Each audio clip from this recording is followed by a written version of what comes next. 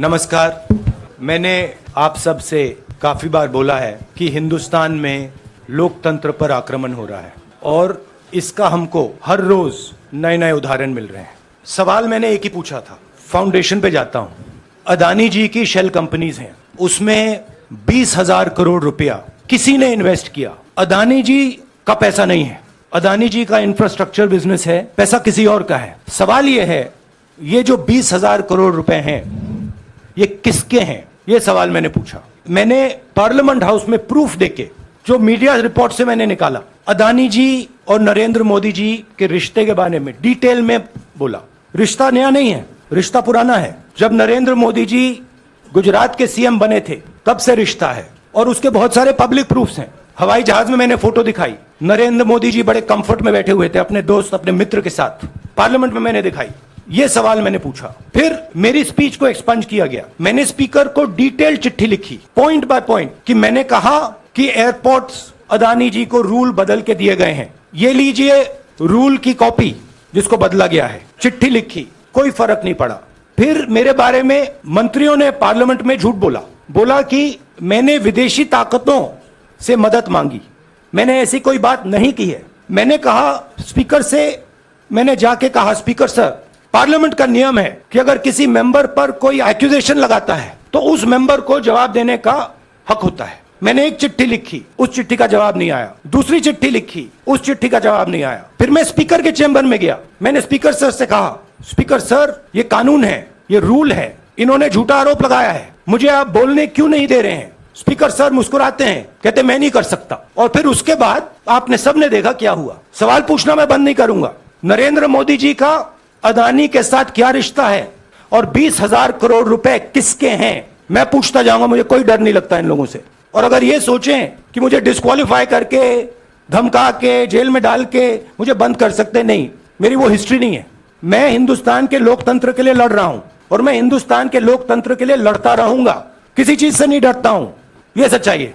The question begins few weeks back in parliament where I asked the prime minister a very specific set of questions.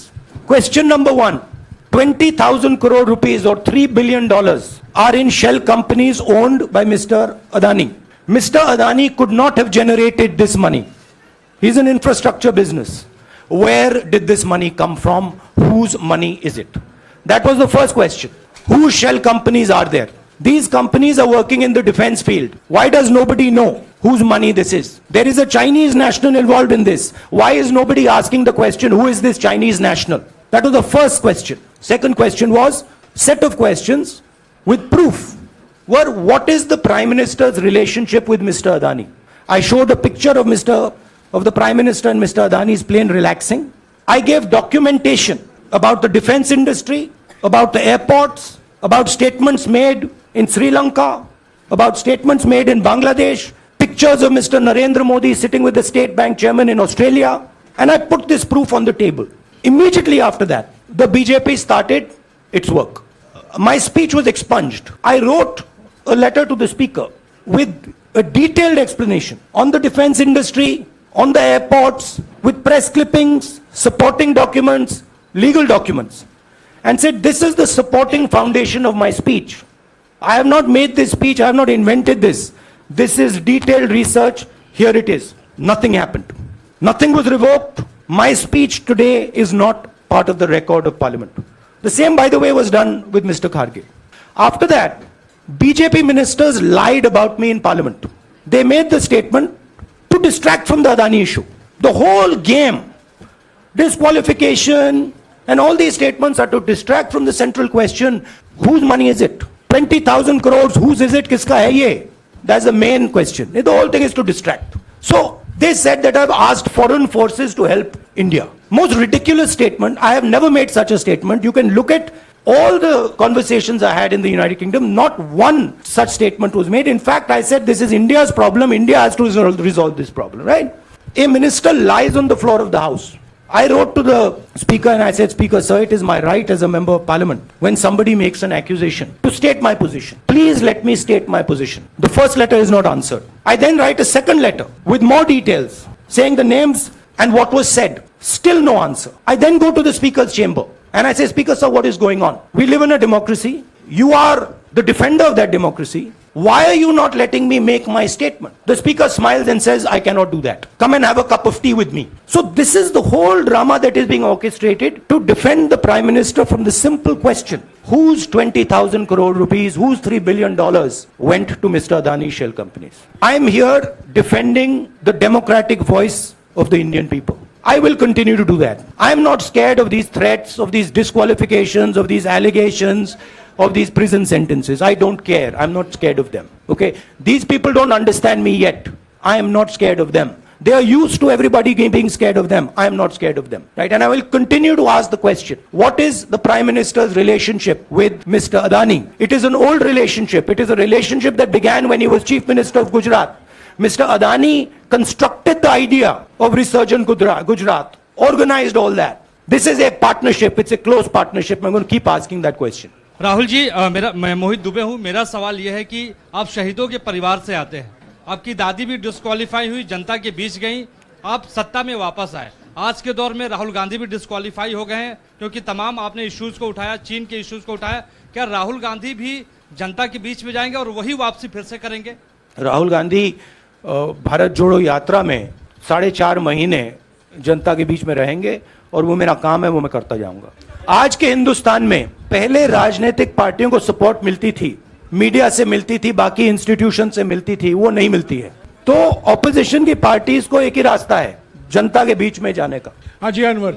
Sir, Bharatiya Janata party ने आप पर OBC समुदाय के अपमान का आरोप लगाया है, इस पर आप क्या जवाब देना चाहेंगे भारतीय जनता पार्टी को? मैं पिछले भारत जोड़ो यात्रा में आप मेरी कोई भी स्पीच देख लीजिए, मैं वहां कह रहा हूं सब समाज एक हैं, सबको एक साथ चलना चाहिए, भाईचारा होना चाहिए, नफरत नहीं होनी चाहिए, हिंसा नहीं होनी चाहिए। तो मेरी पोजीशन बिल्कुल क्लियर है। ये ओबीसी का मामला नहीं है, ये नरेंद्र मोदी जी और अदानी जी के रिश्ते का मामला है। 20,000 करोड़ रुपए जो अदानी जी को पता नहीं कहां से मिले, उसके बारे में मैं सवाल पूछ रहा हूं और उसका जवाब चाहिए। बीजेपी ध्यान को भड़काने की कोशिश करती है, कभी ओबीसी की बात करेगी, कभी विदेश की बात करेगी, कभी कुछ और बात करेगी, कभी डिस्क्वालिफिकेशन की बात करेगी, मगर सवाल यही है 20,000 करोड़ रुपए, $3 बिलियन किसका था?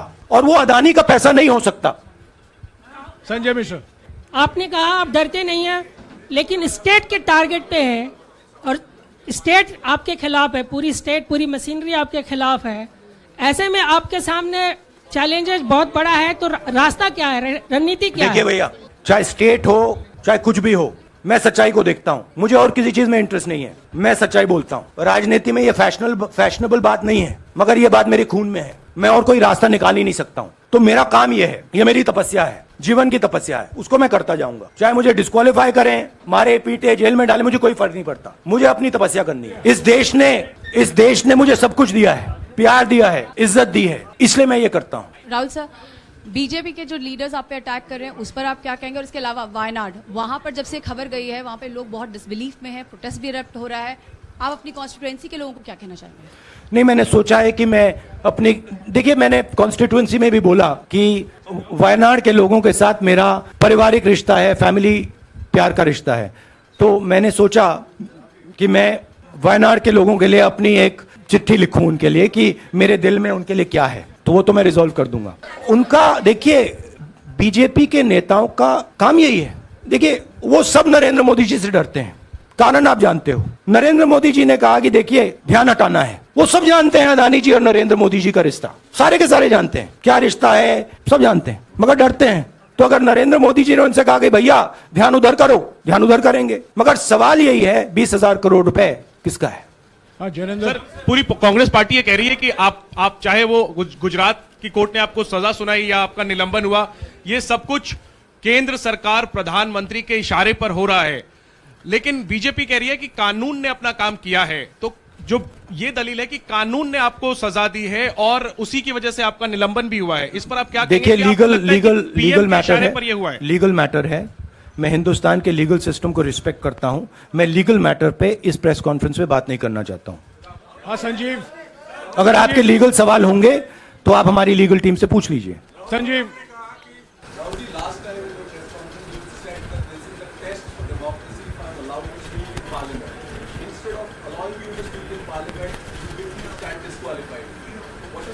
No, look, please understand why I've been disqualified. I've been disqualified because the Prime Minister is scared of my next speech. He's scared of the next speech that is going to come on Adani. I've seen it in his eyes. So he's terrified of the next speech that is going to come, and they don't want that speech to be in Parliament. That's the issue. That is why, first the distraction, now the disqualification. Please don't be confused about this matter. There is a deep relationship between Narendra Modi ji and Mr. Adani.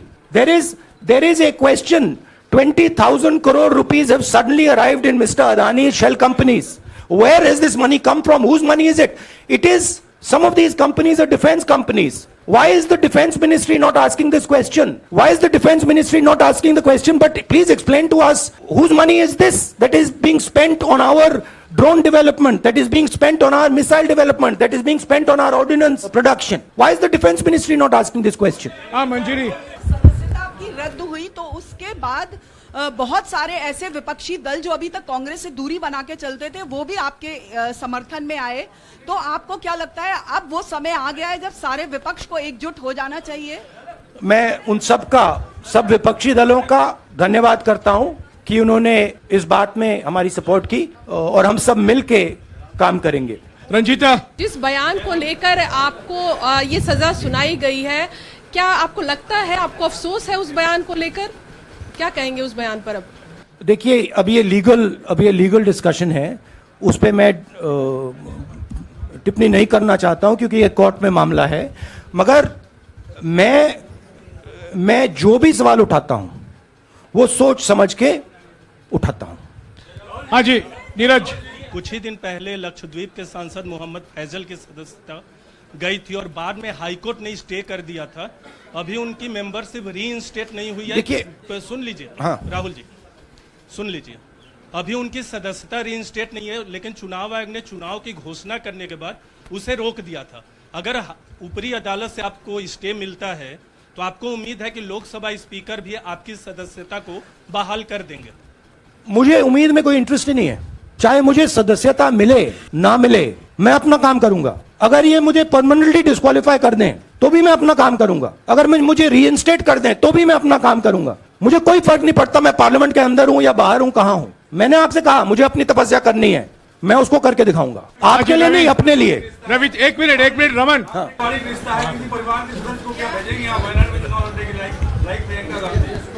It is not up to me, it is up to Congress president कौन जाएंगे। दोनों मुख्यमंत्रियों का भी अडानी जी से रिश्ता है, उनके साथ लेन देन का मामला, उसका कहा जाए धंधे का मामला है।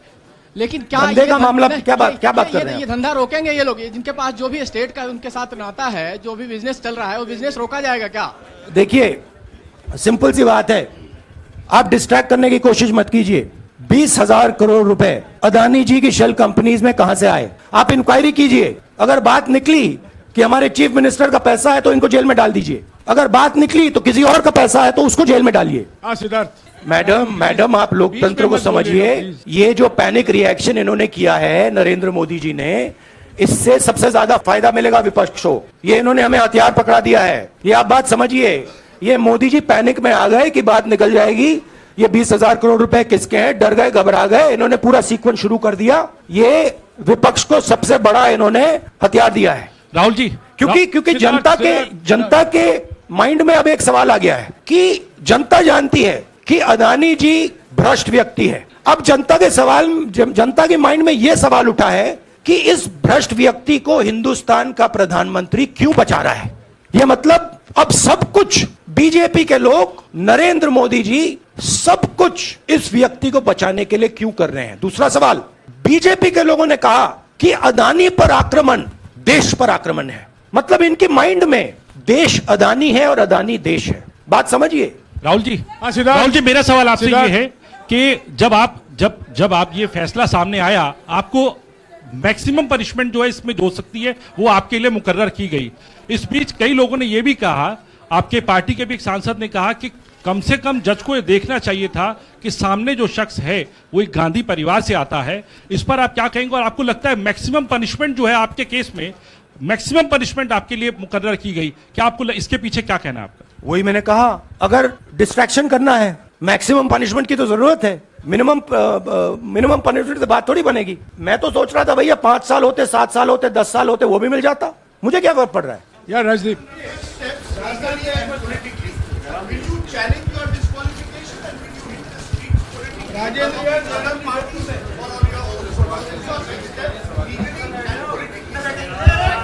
I have only one step, and that step is to fight for the truth in this country and to defend the democratic nature of this country that is under brute. Please let me finish, Rajdeep, unless you want to answer it for me. You do that also sometimes. My job, as I see it, is to defend the democratic nature of this country. And I will do whatever I have to do, to defend the democratic nature of this country. What does that mean? That means defending the institutions of this country. That means defending the voice of the poor people of this country.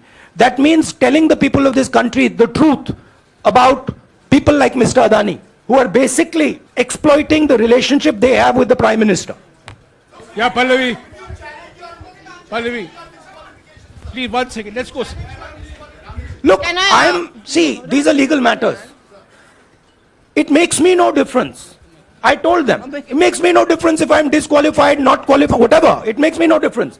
Disqualify me for life. Put me inside jail. I will keep going. I will not stop. Mr. Gandhi, Yeah, Mr. Pallavi. Gandhi, two things here. One, are you worried or apprehensive about the political relevance of, say, the opposition and the Congress Do I look party worried to you? One. Second, Do I look worried to you? I'm excited. I'm happy that these people have given me the best gift they could give me. And second, Mr. Gandhi, is that BJP's reaction since yesterday is that if you hadn't torn the ordinance then perhaps you wouldn't be facing the law today. Your response to that? My response to that is that when somebody is guilty of something, they want to distract everybody's attention, right? If you catch a thief, the first thing he says is, I didn't do it. The second thing he says, look there, look there, look there, look there, right? That's what the BJP is doing. We have caught 20,000 crore rupees entering Mr. Adani's companies. Nobody knows whose money that is. That money cannot be Mr. Adani's money. He does not generate this type of money. So that money has come from someone. All this, OBC, disqualification, anti-national, all this is to distract from the panic that the Prime Minister is feeling. That his relationship with Mr. Adani is going to be exposed. Let me tell you, that relationship is going to be exposed. Nobody is going to stop that. It is going to happen. Because the opposition is going to press this thing until we find the answer. हाँ रवि राहुल जी जो judgement आया उसको लेकर BJP ने उसको किया है कि आपने ओबीसी का अपमान किया, पूरे देश में प्रेस कॉन्फ्रेंस करने की तैयारी कर रहे हैं कि आपने ओबीसी का अपमान किया था। भैया देखिए, पहला आपका अटेम्प्ट वहां से आया, दूसरा आपका अटेम्प्ट यहां से आया, तीसरा आपका अटेम्प्ट यहां से आया। आप इतनी डायरेक्टली बीजेपी के लिए क्यों काम कर रहे हो? थोड़ी डिस्कशन से करो यार, थोड़ा घूम घाम के पूछो। क्या आपको ऑर्डर दिया है क्या? देखो मुस्कुरा रहे हैं। घूम घाम, मैं आपको उदाहरण देता हूं, आप थोड़ा घूम घाम के निकाल नुकुल के बोलो। देखो ऐसे बोलो पहले, राहुल जी, हाँ तो please if you want to work for the BJP, then bring a BJP flag symbol here and put it on your chest. Then I'll answer you the same way I answer them. Don't pretend to be a pressman. Vikrant Rahul ji, BJP के लोग बार बार ये बात कहते हैं कि आपने जब विदेश में जाके भाषण दिया तो उन्होंने कहा माफी मांग लेते। अभी कहा कि कोर्ट में आपसे कहा गया माफी मांग लेते। तो जब ये लोग कहते हैं राहुल गांधी माफी मांग लेते, तो राहुल गांधी क्या सोचते हैं? राहुल गांधी सोचता है मेरा नाम सावरकर नहीं है, मेरा नाम गांधी है। गांधी किसी से माफी नहीं मांगता।